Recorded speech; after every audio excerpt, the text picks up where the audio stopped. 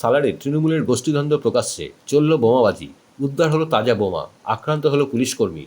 শনিবার সকালে সালার থানার অন্তর্গত উজুনিয়া গ্রামে বহরমপুর সাংগঠনিক জেলার তৃণমূলের সাধারণ সম্পাদক মোহাম্মদ আজহারউদ্দিন সিজার তার বাড়ি লক্ষ্য করে বোমাবাজি করে বলে অভিযোগ।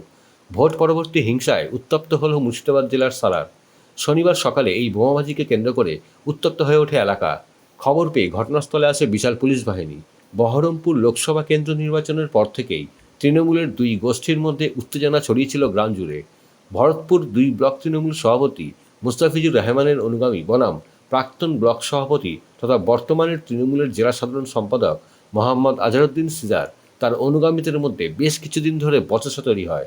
আর সেই ঘটনার জেরে আজহারউদ্দিন সিজারের বাড়ি লক্ষ্য করে বোমাবাজি করা হয় বলে অভিযোগ। উদ্ধার হয় ২৫টি তাজা বোমা, আক্রান্ত হয় পুলিশকর্মী। আহত অবস্থায় তাকে উদ্ধার করে ভর্তি করা হয়েছে সালার ব্লক গ্রামীণ হাসপাতালে। এই ঘটনায় তীব্র চাঞ্চল্য তৈরি হয় এলাকায়। কয়েকদিন থেকে অশান্তি একটা বাতাবরণ চালাচ্ছে, আমাদের লোকজনকে ডিস্টার্ব করছে, কারো ঢিল মারছে, কারো মোটরসাইকেলের হেডলাইট ভাঙছে। সকালে আমি ঘুমিয়েছিলাম, রাত্রে কারেন্টও ছিল না।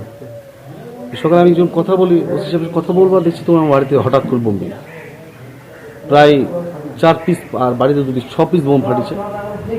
তারপর প্রতিরোধ গড়ে তোলা হয়েছে, গড়ে তোলা হচ্ছে। অস্বাভাবিক মাত্রা অত্যাচার গোটা গ্রামবাসীর কাছে, এলাকার মানুষের কাছে জানলে পাওয়া যাবে। অত্যাচারটা কোথা থেকে হচ্ছে সেটাও আমি জানি। এর প্রতিবাদ চলছে, প্রতিরোধ গড়ে তুলতে হবে। প্রশাসনের কাছে আমি দৃষ্টি আকর্ষণ করছি, প্রশাসন শক্ত হাতে মোকাবিলা করুক। কারণ আমি তৃণমূল কংগ্রেসের জেলা সম্পাদক হিসাবে আমি চাই এলাকার শান্তি শৃঙ্খলা বজায় থাকুক। আমি পুলিশ প্রশাসনকে অনুরোধ করবো যেন ভালোভাবে পুলিশ প্রশাসন সঠিকভাবে পদক্ষেপ নেয় এবং আমি একজন নেতৃত্ব দিই, এলাকার নেতা।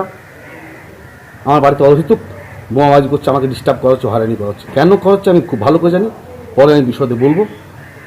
মন মানসিকতা ভালো নেই, এভাবে একের পর এক অত্যাচার ধেয়ে আসছে। আমি পুলিশ প্রশাসনের করজোড়ে নিবেদন করবো, আপনারা দেখুন, লিগ্যাল স্টেপ নিন।